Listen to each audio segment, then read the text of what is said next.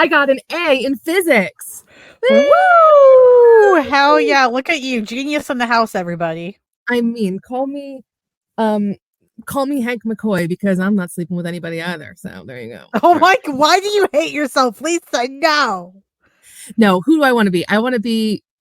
I'm like, who are the smart Marvel characters? I don't know. Hank Pym, he's kind of a douchebag too. I mean, you could be Moira before they made her like evil.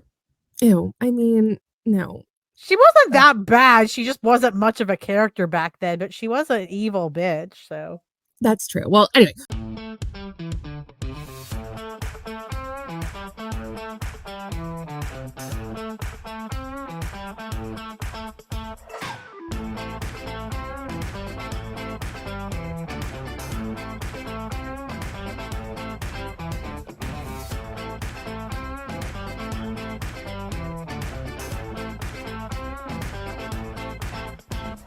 Welcome back, everybody, to Simply Amazing, the Nightcrawler podcast, where we talk about Nightcrawler and our life. And my dog shakes her little ass in the background and makes a lot of noise. Yeah, hey. Daisy May, icon. She's making those dollars. She is an icon. She is the moment. She is everything. She is my Daisy May. But I am Lisa, aka the OG Nocturne, and coming on to me, as always, is the fabulous, beautiful Lauren. Listen, if anything I ever did that you joke is me coming on to you was actually like flirting, I would I might as well be Cyclops at that point, because what the fuck? What's happening there? We'd be married at this point, honestly. That's the truth. So we'd be married, you would have a clone, it would be a whole thing. Oh my God. Imagine if I had a clone. That would be... What would your clone be named? Because, like, Madeline's Madeline. What would your clone rename themselves to? Well, the question there is, what is the Madeline equivalent to Madeline to Jean? What is that to Lisa? And I'm gonna say Rachel. You want to be a Rachel? I love they brought Rachel up because, guys, guess what? Somehow, in case you don't know, we're going to connect Rachel to the X-Men 97 season 1 finale. And if you know, you know. If you don't, you're going to find out. We're going to talk about it in a second. Honestly, it's not even Rachel. It's not even Rachel Summers that brought that name to my mind. So for those of you who know, Real Housewives of New Jersey has restarted, and one of the housewives' name is Rachel. And this season looks like an absolute toxic fire dump mess, but I'll be there for it because I was gonna say, isn't that what reality TV is? Isn't that what you're there for? Like, oh my God, I've been watching MILF Manor season 2. Oh my God, they brought the dads. The dads are here, guys. It's just okay, but we're not here to talk about that. We're here to talk about X-Men 97, the finale, and a couple other little Kurt news things that have happened recently. But number one, we got to talk about X-Men 97. Lauren, tell me everything. What did you think? Okay, listen. So if you follow me on Twitter, you'll know some of the things I think. If you go through my likes on Twitter, which I'm not saying you should, even though I try to be very conscious about what I like in case people go through them, because like I want y'all. Anyways, you know how that goes, okay? But listen. Then you can probably tell some of the stuff I've seen and thought of and all that. It was a really good episode. I think the best episode of the series, and still remember it. Even though it's also the most devastating. That I think that's what makes it one of the best, is that they do such a great job bringing all the emotions out of us. But that said, the finale was really good. The cameos were fun.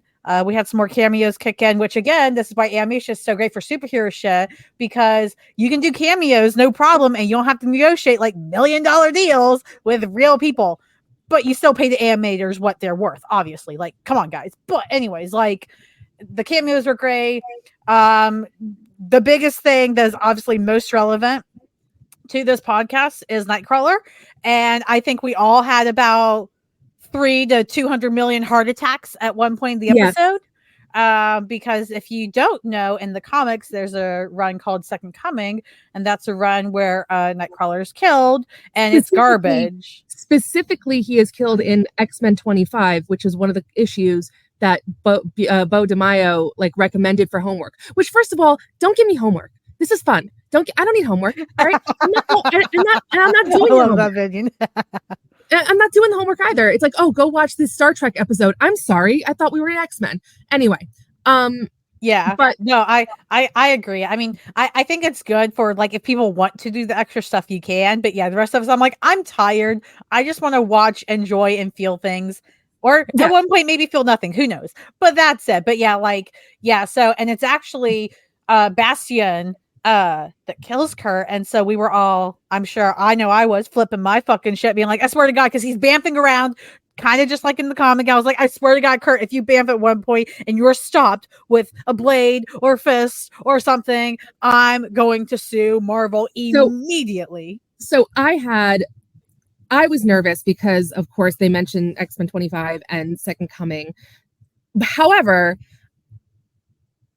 killing killing Kurt did not feel like it would happen to me. And the main reason is like you just killed, like, not even about Kurt, but let's talk about Rogue. You just killed Remy. And now you've spent the time since Remy's dead, you've spent that whole time building up the relationship between Kurt and Rogue. Fuck, you can't kill him too. Like, you just can't do that. I'm sorry. Just for her benefit, you can't do that because how much work can she take? But I was definitely holding my breath during the Bastion fight because there was even a moment where you could tell Bastion was like calculating. And that was literally how it happened in the comic, is like he like calculated to figure out where Kurt was going to show up, and then he thrust his arm through it.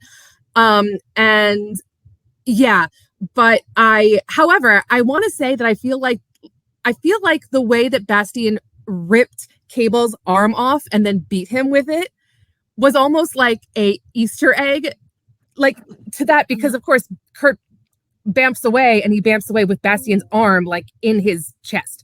So I was like, maybe that's like an Easter egg, and that's why he was like, oh, because that's has to do with arms. But I did enjoy Bastion beating the shit out of Cable with his own arm. And don't even get me started. How dare you, X-Men 97, make me love the Summerses, because I was crying during that diner scene. Crying. Listen, that was a really good scene, and it's very sappy, and some people might think it was a little over the top.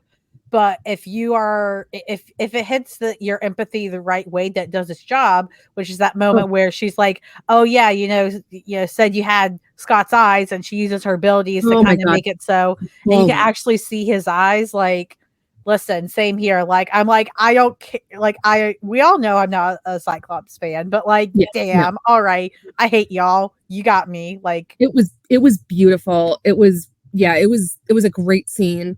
I want to talk about the cameos that you brought up, because specifically one of the things that I've noted, like that happens a lot in comics and in other media kind of, is, in comics, it's very established there's all these other teams that exist and there's all these other superheroes that exist. And then there'll be a comic issue where something absolutely catastrophic is attacking, and it's like just the X-Men are fighting it. And no one ever kind of says like, okay, but like the X-Men are in Westchester, and like literally just a couple miles south are the Avengers and Spider-Man and the Fantastic Four. Like, how come none of them are helping? So I liked so much that they like really touched. Not only did it make you understand the depth and breadth of what kind of villain Bastion was. I mean, like, they're attacking Wakanda, they're attacking Japan, they're everywhere. But it also showed that, these teams exist and these heroes exist, and Disney can so easily spin it off. Daredevil cartoon, Avengers cartoon, like spin-off, get like tons of cartoons going. I'm all for it.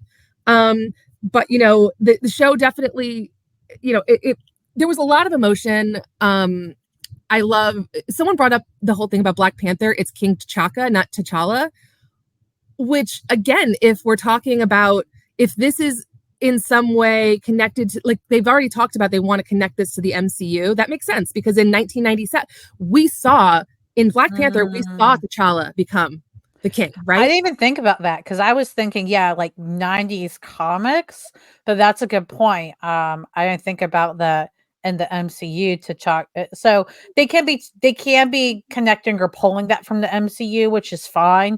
I didn't have an issue with it, other than I was surprised by it.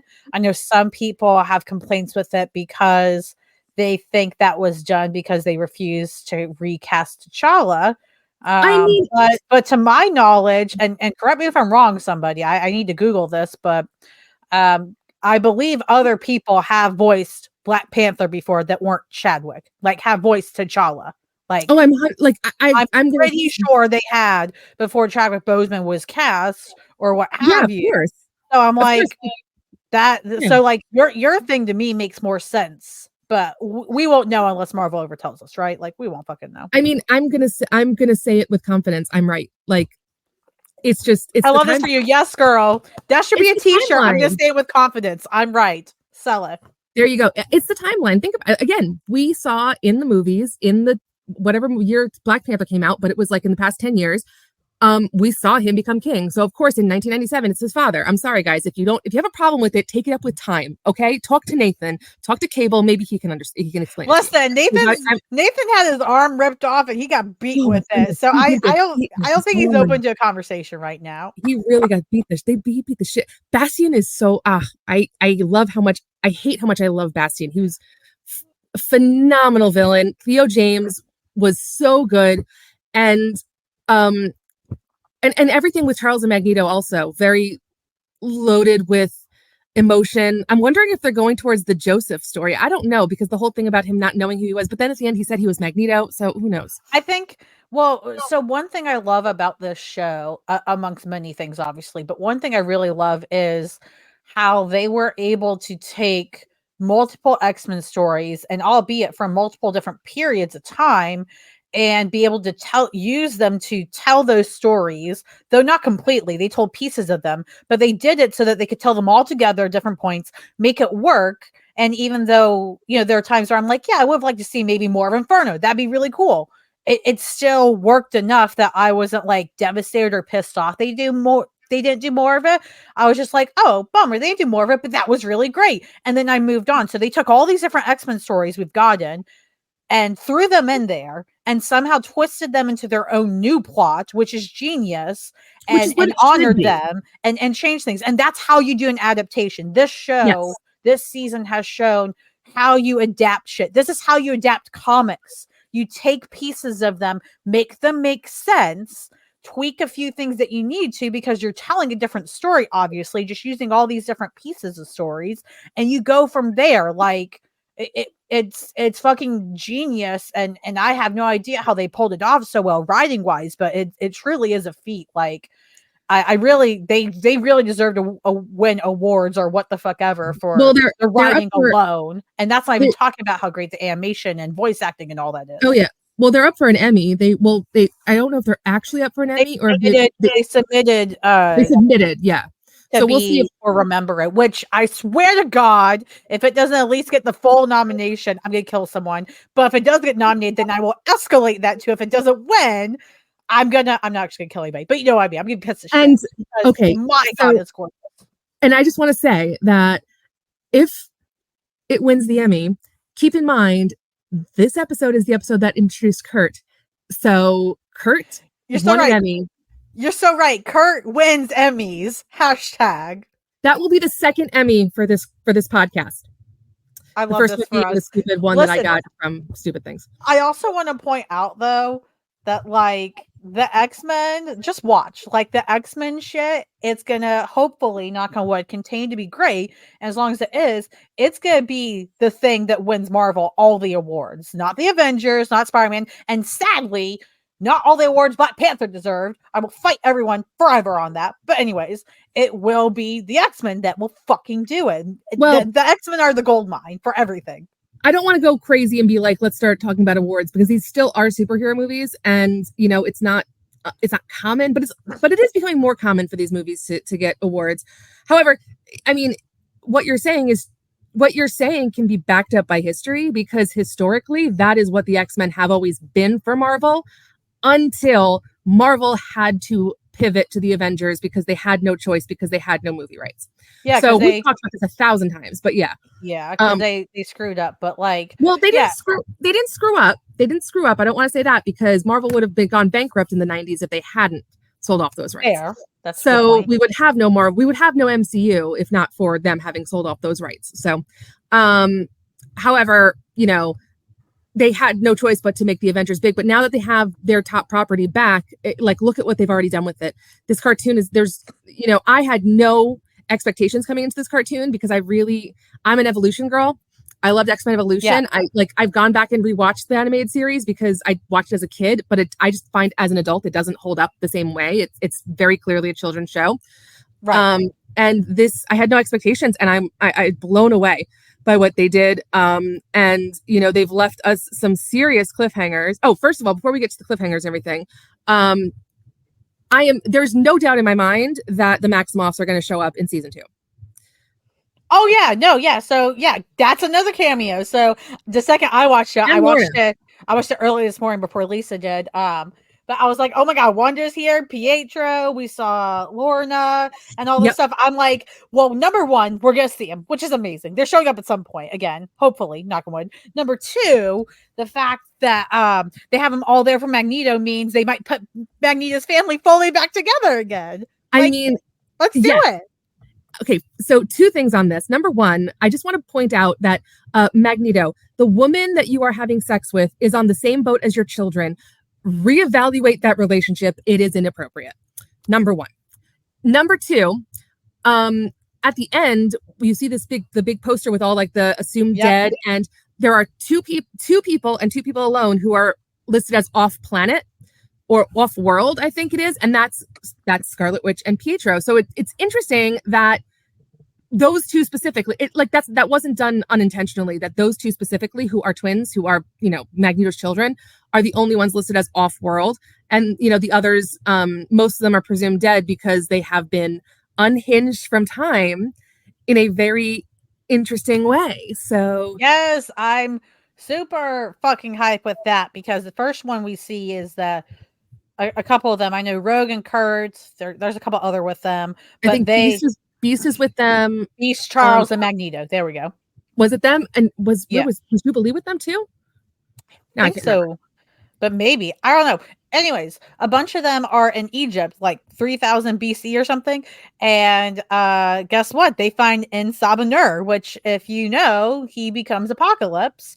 And if you didn't know that, don't worry. You were shown that a bit later, because there is a mid-credit scene. So if you didn't see that, because you're like, oh, this is the same as usual, turn it off, you should have done that. There's a mid-credit scene.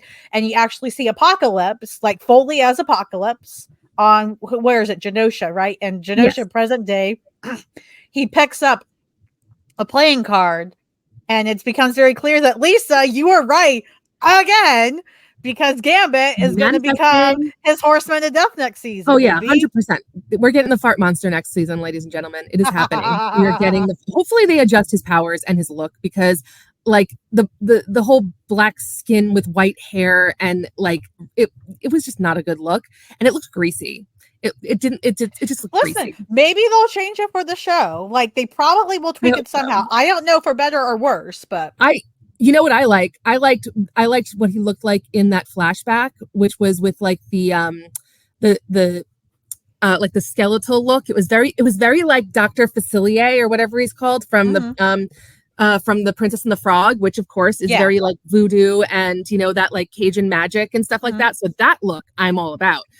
And that would work for him. I mean, it makes sense for him, but like, why not make him a Horseman of Death, but tailor that look to who the actual person is? Like, make him look all dead, but with whatever flair that character has. Exactly. Let's get some Papa Legba up in here, baby. Like, make it happen. Like, all about the voodoo. I like it.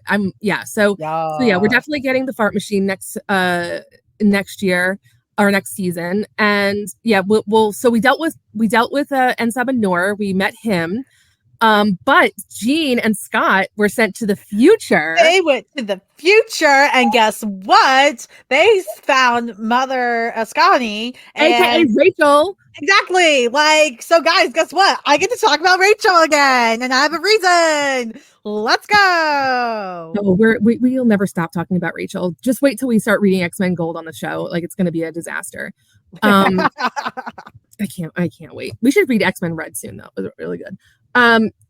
Rachel, Mother Ascani. Finished Exiles. We've been pushing back on that, unfortunately. That's true. Well, X-Men Red's only 12 issues. That's easier. Yeah, and also with Exiles, there's like 100 issues, and we'll read more and more. We'll get there. So Mother Ascani, and of course, little son Nathan is there, and I love this because they're so so there's so much opportunity for story between the two timelines or the Yep. three timelines that we have now, because, you know, obviously Forge is still in the main timeline with Bishop, and we haven't seen where Wolverine and Morph are. I don't Or Storm. or Storm. Oh, Storm. We haven't seen Storm either. She wasn't in. I thought Storm was in Egypt. No. Okay. This again. I can't remember everybody. And again, I'm not 100% So much sure. happened. I can't blame you. That's it. I'm like not 100% sure about Roberto and Jubilee. Honestly, I don't. I know. I'm gonna need someone to like create a little chart that we can keep up with next season. Yes, I know for a fact that it's only Jean and Scott in this future. That I know. It's just the past that I'm confused about. But yeah, we'll find out where the rest of them go. It's funny because this is very similar to an Exile story where the Exiles all got like just like pulled apart and put into different timelines together. And that was the one that Listen, don't say Exiles and match a storyline, because then you're going to start thinking you might see Nocturne and Blink and all them. I don't think it's impossible to see Nocturne at this point, guys. I think anything is possible. I think anything can happen. I think bringing Wanda in, I mean, it's like, listen, the off-world thing got me too with Wanda. I was like, oh, that could be used. And then now in Marvel Snap, which whole other thing, but in Marvel Snap, Nocturne and Blink got cards. Guys, why would they do that? You know what? This is Nocturne's world and we're just living in it. All right. So accept it, understand it. And this is the world of Talia Josephine Wagner, the Queen of Agrabah, aka X-Man, Avenger, Queen, Beauty, the beauty, grace, skin of her face. I don't know. Anyway, so yeah, so we have, there's a lot to happen, you know, in these different timelines. And of course, we'll find out next season. Apocalypse is definitely happening.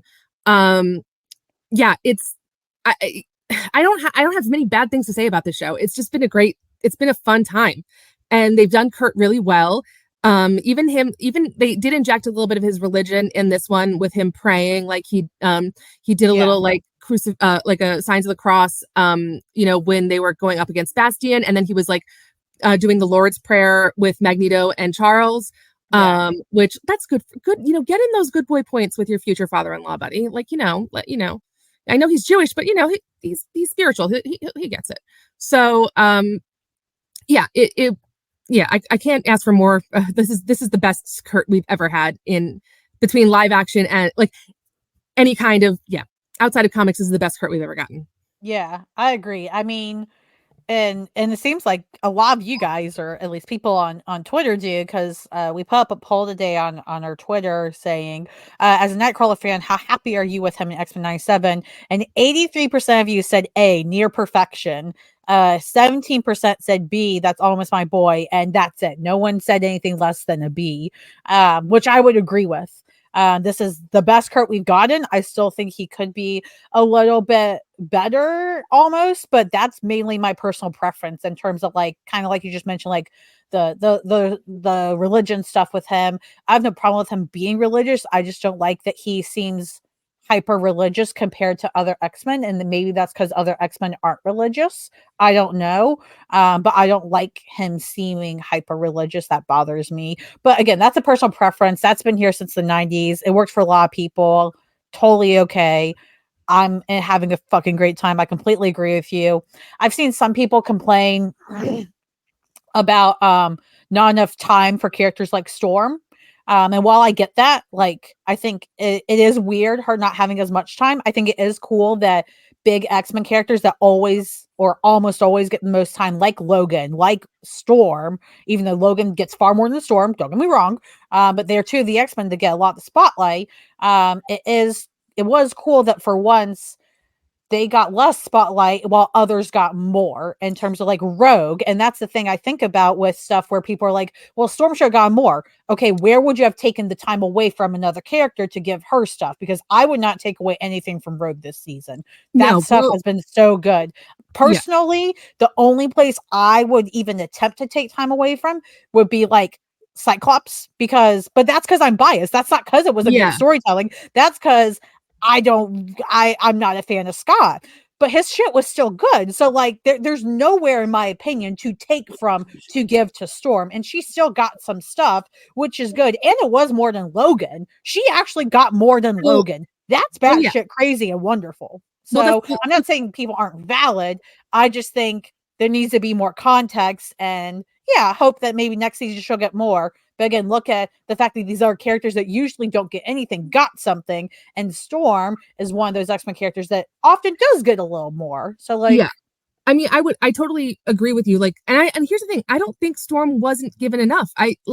There were episodes she wasn't in, but she had she had an entirely other story going on that was very personal and important to her. So, right. Again, this season was very much about the Summerses, and that's okay. Because those characters all played a very important role in everything that happens, like all the way up to Cable. And then secondary, I would say it was about like Rogue and Magneto, and Gambit and what's happened with them. I mean, obviously lesser Gambit because he died in the 5th episode, but there's still that. So yeah, I mean, here's the thing. Not every character is going to be able to shine all the time. I mean, if it was up to me, it would be Nightcrawler 24/7. So, Nightcrawler, Nocturne, and Wanda. That's it. Nobody else. That's it. The Nightcrawler show. That's the end of it, And yeah, but for the purpose of the story that was told and what we were given, I don't think I have no criticism as far as like someone else should have gotten more attention. I think Storm had a great a great story throughout the course of it, and she went through a lot between losing her powers, finding a way to gain them back, and her relationship with Forge, and all of that stuff. And again, it's a 20-something minute show. There's only so much they can pack into every episode, and this has always been the issue with X-Men, is because the cast becomes so large over time. Yeah, certain characters do get shelved or right, and that's exactly it. I completely agree. And with ensemble shows, that's what sucks about them, is that you get all these great characters, you fall in love with all of them, but they can't all get the time they deserve every single season or every single episode, and that can be hard at times. But as long as the writers find places to tell stories for them, and do a good job when they do them, that's what matters, is that they do that. If you know me, then I love the show Legends of Tomorrow, and that was one thing that was, I know, right? Crazy shit. I wrote a whole article about it, yelling at bitches for it. It was great. It was actually yelling at people. I'm actually very proud of that article. But anyways, one of the things I thought about this episode is I was like, this show at least gave me a similar feeling to Legends of Tomorrow. Even though that was live action, this animation, I felt similar in that, this is an ensemble cast. They really treated all the X-Men like an ensemble show, not the Wolverine show, not anybody, it's actually an ensemble show. And they did a great job with the characters. And yeah, there are times, of course I want more Storm. Why wouldn't I want more Storm? She's fucking amazing. But I also was like grateful for a time I got with her, and I got great time with these other characters too, that it was worth it. It made sense, right? It balanced out to some degree. Do I wish I had more time with Kurt? Of fucking course I do. But you don't hear me bitching about how he got nothing in the series when he got a lot of great shit, the stuff he was given, and it worked. Everyone got a moment to shine. Like Logan was very much in the background this season, but he had his moments. That, the moment where, with him with 6 reasons, and then Kurt's like 3 more, like 9, and them working together is great. The moment with him and Jean was interesting. The moment with him and Magneto, he had moments. They've all had their moments. They all right.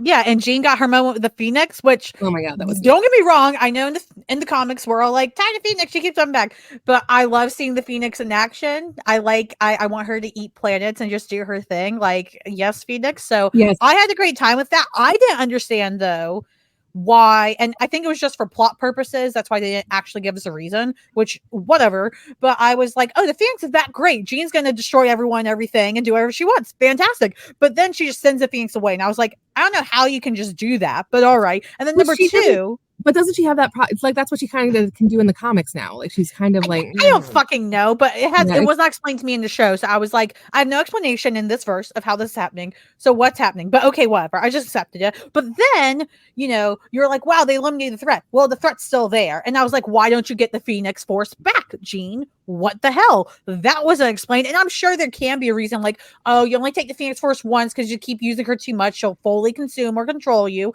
But there was no explanation. And I was like, I just wanted like one line where they were just like explaining that. But it was fine. I could see it. I will say that when the Phoenix took out Bastian, I literally like had to check how much time. Like I was like, "There's no way this is over, right?" Like there was only 13 minutes of the episode. I was like, "Oh wow, we got a lot more to go." And of course, I'm stressing out because I'm thinking, our boy's in danger.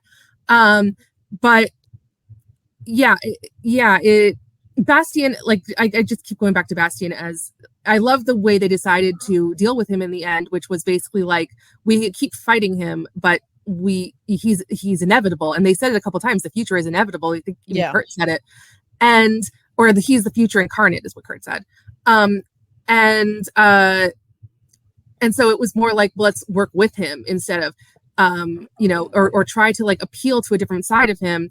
And honestly, do we even know what happened to Bastian? Like did he get teleported somewhere too? Like, I think he's dead, ? But we didn't see a dead body or anything. So until you see the body and is dead, then like, who knows? So until Kurt's doing his funeral, we don't know what's going on. So maybe he'll become a horseman for Apocalypse 2. I don't know. That would be interesting. That would be very interesting. So I feel like it could work, but I don't know if he's ever been a horseman in the comics and which one. So I don't know. Well, that actually brings up something very interesting because I don't think Bastian was ever a horseman, but so Gambit is 100% going to be a horseman. We don't know where Wolverine is, and Wolverine was quite horrifically injured when we last saw him. So I think he might become a horseman too. I'm glad you brought that up because that's possible. But the way I was thinking with it is they showed cameos of multiple Wolverine villains, like Omega Red was one of them, right? And Silver Samurai. And so he typically fights those guys when he's out on his own doing his thing. So I'm thinking he might get kind of a similar story position like Storm did this season, where he's like, fuck, I don't have adamantium, I gotta go do my own thing. And now we know a few months have passed in current time, and Forge is still trying to find the X-Men. So I think Logan's off doing his own thing, possibly, and he's gonna fight Omega Red and stuff, and he's gonna have his own little side story we see for a bit because we didn't get to see it this season. He was hella up on the back burner, which was fine. So I think we're gonna see a little bit of that. It could end up with, after all that, he does become a horseman of Apocalypse. That's very possible. I want to point out something that I'm just realizing as I'm going through, and I'm thinking about the different cameos.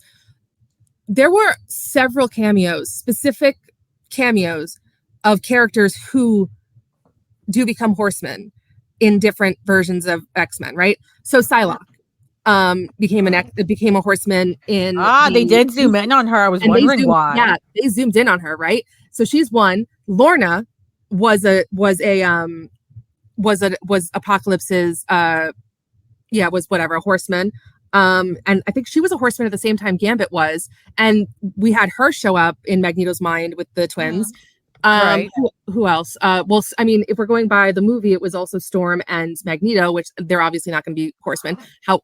We never know with Storm. I hope not Storm, but also Archangel shows up on that like poster at the end that says like, if people are dead or off world or whatever else, we see like not just Archangel is there with the blue skin. So I think that like they're definitely setting up for Apocalypse. And we know for a fact Gambit is going to be one of the horsemen. So I guess we'll just find out who else of Apocalypse is going to get on his team. And how are the X-Men going to affect Apocalypse's reign and how he comes into power, because they just met him as like a young mutant who like obviously who can barely even hold his own against a bunch of like random Egyptians. That was really cool to me to see that they found him before he was fully Apocalypse, or at least Apocalypse we know. But he had those cocky lips. I know he going, but I had a thought today that I want to share with people. I don't know, but it does relate to Buffy. Have you watched Buffy at all, Lisa? Oh, girl, I was a teen. I was in high school in the 90s. Yes, okay, I'm just making sure. Okay, good. So you might get this then. Okay, I feel better. So if you are currently watching Buffy for the first time for some reason and you haven't finished season 2, either plug your ears or you're getting spoiled because this ties into that. But I had a theory today that at one point, so what if next season we basically got like a season 2 Buffy moment with Rogue and Gambit, where Gambit is like death. He's a horseman for apocalypse, and he's, fighting Rogue. And maybe before all this, Rogue was having trouble, right? Trying to fight him, or people are telling him you're going to have to do something harsh, and she doesn't want to do it and all this stuff. And maybe she even is tempted to go to his side a couple times. Whatever. I don't care. But basically, we'll end with that moment where she finally decides, I gotta do what I have to do. I don't know what else to do. She's accepted it, and then at the last second, Gambit comes back, and it's too late, Lisa. It's too fucking late at that point. Why did you remind me of this? Oh my god, I'm like having like PTSD from this moment in Buffy now. Mm-hmm. Oh my god. My god. It would be fucking devastating. Please, brutal. No, Marvel. Do not listen to her. No, we don't want it. I don't want it. No, but I can't. The girl's been through enough. Okay. No, I agree. I'm not saying it should happen, but I just had that thought, and I was like, "This is fucking horrible." But at the same time, I'm like, it would be such good storytelling. Because listen, if you've watched Buffy and you've watched season 2 especially, and you've seen that moment, okay, and you've seen all that buildup that Buffy goes through. That shit is peak like cinema. I know it's not film. I don't care. It's peak it's a cinema. Moment. Oh, it's a moment. And so it's like I haven't seen anything like that ever since then. Nothing has done that. You know what I mean? So for those of you who are following along, just because like Lauren explained it, but basically what the scene was Buffy has to kill Angel because he's evil. But like in the moment she is about to kill him, he gets his soul back and is like, Buffy. And then she kills him because she has no choice. Yeah, it's a whole dramatic thing where like he's standing there and she's about to like stab him with a sword, and he just stops, and you see his soul come back to him. He's a vampire, got his soul back, and he's good now. And he's just like Buffy, and he says it like all soft and like puppy eyes, and you just see her like die inside. And she knows she still has to do it. And guess what? She still did it. And then he like goes to hell forever. She literally sends this actual good person now to hell. I mean, he goes to hell because she has no choice. He goes to hell for a bit, and then he goes to LA with Cordelia, so it's fine. And he gets his own after he comes back, and that's all dramatic, and then he leaves her. They're always like that. I mean, Buffy. Anyway, I'm not saying they should do it, but I'm just like, that's why I was so worried about Kurt this episode too, is because I was like, if they can do what they did to Gambit, which they did, but also now we're getting him back next season, even though he's deaf, that means there's still a way to get him back from being deaf. So that's a good thing. But I was like, if they can do that shit to Gambit and devastate us like they did, they could totally further devastate us and put Rogue in the hole if they wanted. But I'm very glad, and I agree with you. Yeah. I'm glad they didn't want to. I'm glad they didn't do that, because like we don't need the evil Rogue storyline, guys. I just don't need it. I'm not against the evil Rogue storyline, but I will say that like, there comes a point where it becomes almost like torture porn or emotional porn. And it's just like, I just don't need to see her. Like, I don't need to see a character lose like the two of the most important men in her life. Like, it's just too much for me. It would have been too much if they had killed him too. Like, and I don't know. However, I mean, like, I will say for Rogue, like her brother is known for smelling when he teleports, and now her boyfriend has fart powers. So I mean, poor girl can't win. She's gotta find someone without a nose and suck in their nose powers so she can't fucking smell. Right? Yeah. No. Fuck that. But on another note, what the fuck line did you say? I was gonna segue, and then I forgot what you said. Anyways, pretend there was a segue here, guys, because I think you said it was good for her or something, or not good, but something that's good for Kurt. And this is outside the show, but if you guys were keeping up with anything comic related still, X-Men Forever #4, to me, like, not the strongest issue on the planet. I don't really care about that line. The reason I'm getting it is because of the Kurt and Dusty and Mystique shit. But huge win today, guys. Huge win, because Destiny got her memory back from butthead Charles Xavier, and she now remembers she loves her son. How great is that, everybody? Okay, so it's great, but Kieran, honey, what are you doing? I know you listen, you're a fan of the pod, whatever. What are you doing? I don't like it. I did not like the way it was handled. I don't know. It just felt like it felt like it was a battering ram. So the issue 3 where they introduced this, it seemed okay, but then her showing up to Charles screaming, "Let me love my son." I'm like, oh my god, like, oh my god, what? That's just not a line I enjoy. And then, she gets it back, and then she like goes to see Kurt, and she's like, I'm sorry, I abandoned you. And then Kurt's like, oh fuck, the sword's back, Hope's dead. And then Exodus is like, well, moving on, guys, moving on. So it just felt like it felt very rushed, and it just felt very, and I'm sure we're going to get more story later. I guess my point is, I don't understand why they had to do it in this issue, because it doesn't seem like it was a it felt very much like, okay, we need to wrap up this Krakoa era, so we need to like we're going to tie every single loose end. And that's what it felt like. It felt like a tying of a loose end, because I don't know, it didn't do it for me, guys. Just didn't do it for me. Sorry. Yeah, no, I agree. It was definitely rushed. I think they're trying to wrap up Krakoa. I think Kieran Gillen had the right intention with it. It just couldn't be executed well, in terms of, I'm hoping that his idea with this was to set this up for Gail Simone's Uncanny X-Men, because we know Kurt's over there, Rogue, Gambit, Logan, most likely Mystique and Destiny are going to show up because family. She's made it clear. She's aware of all this on Twitter, responding to people's comments. So I really believe she's going to work with that. And Kieran Gillen was just trying to work with what he had, which I think was 5 or 6 issues of X-Men Forever, to wrap this up, which is clearly not enough. I agree with you, including all the other shit, which I don't care about, to be honest. All the other plot shit they're trying to do, which again, don't care. But he's trying to wrap all this up, also set that up in a nice, pretty bow and give it to Gail and say, here you go.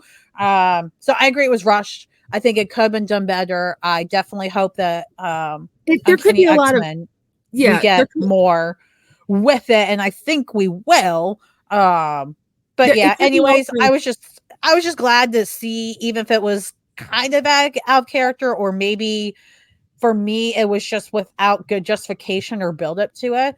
I was just happy to see that, hey, Kurt's got one parent that like does actually kind of have more the motherly bond. I do think Destiny has that more than Mystique, or at least in the more loving manner than Mystique. Not saying Mystique doesn't have motherly instincts.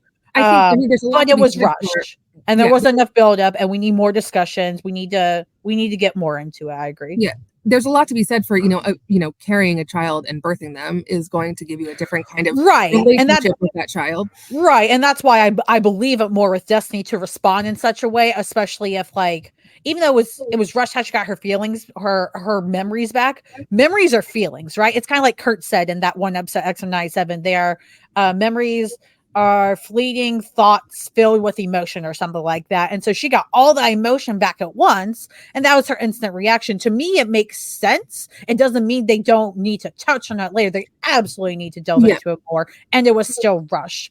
Yeah, no, absolutely. Like I was saying, there's that I have a theory about Mystique's relationship to Kurt versus Destiny's relationship to Kurt, specifically as how it has come off of X-Men Origins. Like, I do believe that Mystique loves him as a child, but I think that she loves him because he's Destiny's child. Yes. And Destiny's child. Yeah. We love it. Pay my bills.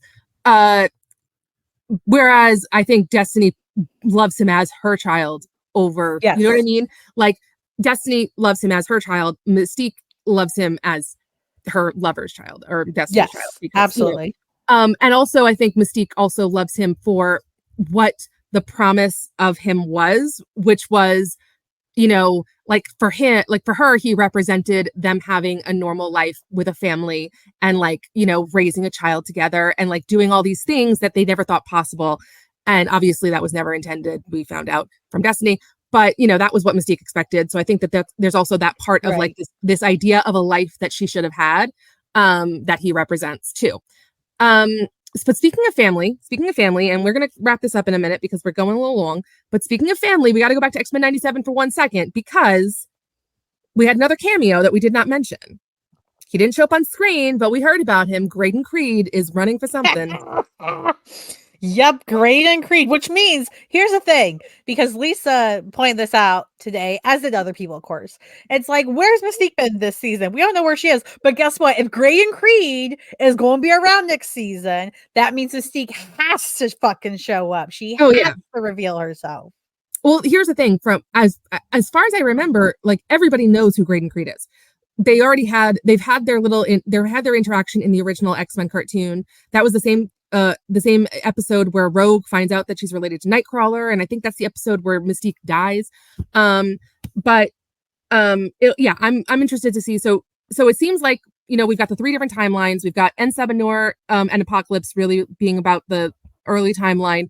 The late timeline is like Mother Ascani and that whole thing, and then the middle timeline, I'm thinking we're going to get more about the Friends of Humanity and Graydon Creed, which I am all about. Let's do it. Yeah. Anything that brings the Darkholme clan to the forefront, I am all about. Agreed. Love it. Mm-hmm. All right. Well, everybody, thank you guys so much for joining us. Let us know what you thought about the episode too, and of course, what you thought about X-Men Forever, or anything you think about anything Nightcrawler. Just let us know. We're on all the socials, but mostly Twitter. We're on Twitter. So come find us on Twitter. But we have a website, simplyamazingpod.com, that has all of our information there. So you can find us anywhere you want to find us. And where can they find you, Lauren? Yeah, I'm on Twitter at friendlymBHDBI, also Instagram. I'm here or there and there. But yeah, and I was gonna say something. I keep forgetting things. I swear to God. I have memory issues on both sides of my family. I'm 28 and they're hitting me already. This is a problem. It's okay. I'm going to put you in a home soon. Don't worry. Seriously. I'm coming to your house, Lisa. You're not putting me in a home except yours. Oh, geez. I'm going to be I'll be your nurse. That'll be interesting. Lisa's the night nurse, everybody. Watch out. Ooh, night nurse. I'll take it. I'm trying to remember what I was gonna say because it was important. It had to do with you guys as the listeners. I don't know. I'll regret it later and tweet about it. We love you. How about that? That's what we do anyway, right? Regret something, later, tweet about it. Exactly. Well, I typically tweet and then regret. So, that's typically how it works for me. But we love our listeners. If you're listening, why don't you rate us, review us, tell us you love us, tell us you hate us, tell us all the things you do to us, because I'm lonely. But however, if you're out there now and you're listening and you went to bed last night with cool kinetic powers and you woke up this morning with fart powers, oh, I'm so sorry, honey, but you're still simply amazing.